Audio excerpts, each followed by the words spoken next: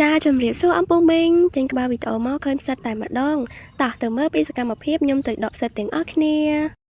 ជាដំបងយើងក៏បានធ្វើដំណើរទៅតែម្ដងអំពូមីងនៅតាមផ្លូវមានតែទេសភាពវាលស្រែនឹងឯង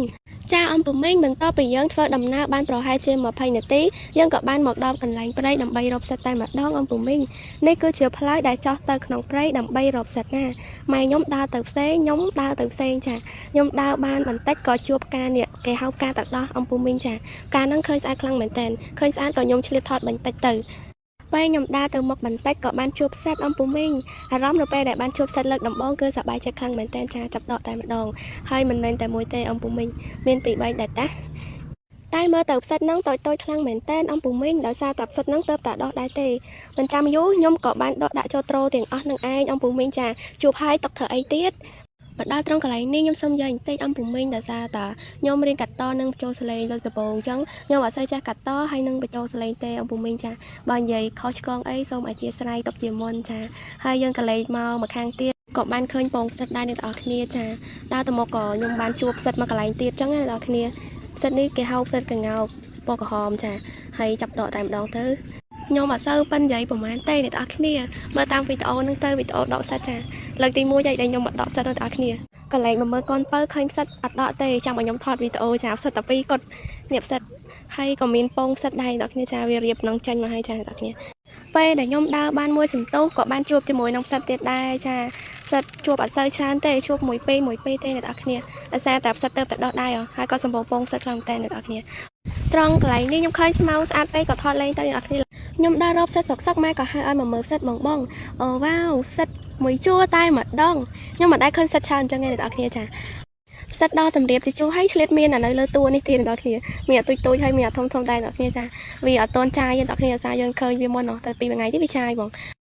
បន្ទាប់មកម៉ែខ្ញុំក៏ចាប់ផ្ដើមដកហើយក៏ជាជើងវាចេញអ្នកនរគ្នាចាជាដីចេញដើម្បីដាក់ក្នុងត្រូទៅកុំឲ្យប្រឡាក់ផ្សិតអញ្ចឹងអ្នកនរគ្នា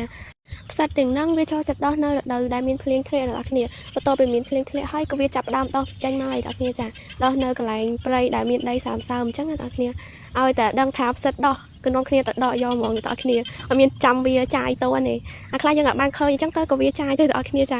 តែខ្ញុំរកបានហ្នឹងសត្វតាកំពុំវាអត់ទាន់ចាយនឹងអពងអញ្ចឹងអ្នកនរគ្នាដើរឲ្យតែជួបផ្សិតឃើញច្រើនអញ្ចឹងគឺសប្បាយចិត្តខ្លាំងមែនតើអ្នកនរគ្នាប៉ុន្តែអាផ្សិតមួយជួរហ្នឹងខ្ញុំអត់បានដកអ្នកនរគ្នាទុកឲ្យម៉ែខ្ញុំដកអញ្ចឹងហើយខ្ញុំក៏ដើររត់ទៅមួយកន្លែងទៀតអញ្ចឹងដែរអ្នកនរគ្នាឲ្យតែបានជួបផ្សិតហ្នឹងតាសប្បាយដកហ្មងអ្នកនរគ្នាចាហើយខ្ញុំមកហ្នឹងប្រហែលជាម៉ោង11 12នេះពេញក្តៅហ្មងហើយមិនឡើងក្តៅឆាយហត់ប៉ុន្តែសប្បាយដកផ្សិតអ្នកនរគ្នាចាហើយផ្សិតហ្នឹងតែ3គាត់